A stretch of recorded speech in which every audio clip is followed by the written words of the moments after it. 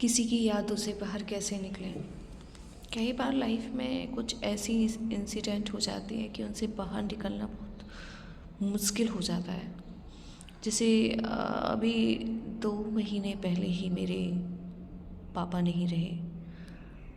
समझ ही नहीं आ रहा है क्या करूं, कैसे करूं। तो मैं ओशो का एक वीडियो देख रही थी, उसमें मैंने एक बहुत अच्छी बात मुझे पता चली जो मुझे लगा कि शायद मुझे आपको बतानी चाहिए। ओशो कहते हैं कि किसी की यादों में चलते रहना बुरा नहीं है, उसे फील करो, इट्स गुड, बट तुम्हें खुद को बिज़ी रखना बहुत ज़रूरी है। बिज़ी वो कोई काम भी हो सकता है। अगर आप एक हाउसवाइफ हैं तो आप अपने घर के काम में ध्यान दो। पड़े रहेंगे, सोचते रहेंगे, दुख बढ़ता ही है, निकलता तो है नहीं। खैर, तो सबसे अच्छी चीज़ है कि आप अपने काम पर फोकस करें, बिज़ी रहें।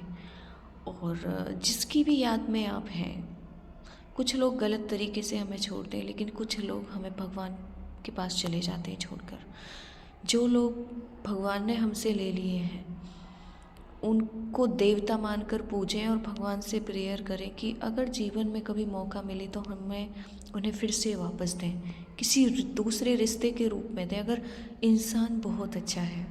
क्योंकि इसके अलावा कोई डोज नहीं होती है जिससे आप उससे बाहर निकलें।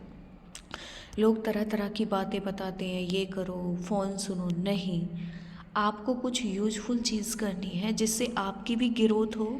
क्योंकि जाने वाला ना सिर्फ जाता ही नहीं है, उसकी बहुत सारी चीज़ें ख़त्म हो जाती हैं, तो उन्हें आपको पूरा करना है। काम कीजिए, बिज़ी रहिए, खाली टाइम कम लीजिए।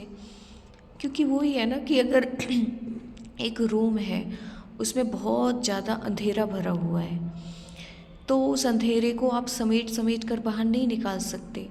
आपको वहाँ पर एक दिया जलाना होगा और उसी दिए को हम आशा कहते हैं। तो अगर आप भी किसी की यादों से निकलना चाहते हो या यादें याद करते हुए भी खुद को एक्टिव रखना चाहते हो तो आपके लिए सबसे बेस्ट चीज़ है कि आप पॉजिटिव सोचें और काम पे लगे रहें, खुद को बिजी रखें, पीछे ना इतना भी दर्द ना दें कि जो जाने वाला है उससे भी दर्द फील हो। सो कंट्रोल खुद से ही होगा, किसी की बातों से नहीं हो सकता। लोग आपका साथ कितने दिन तक दे पाएंगे, ज़्यादा दिन तक नहीं। संभलना आपको ही होगा, संभलें। All the best.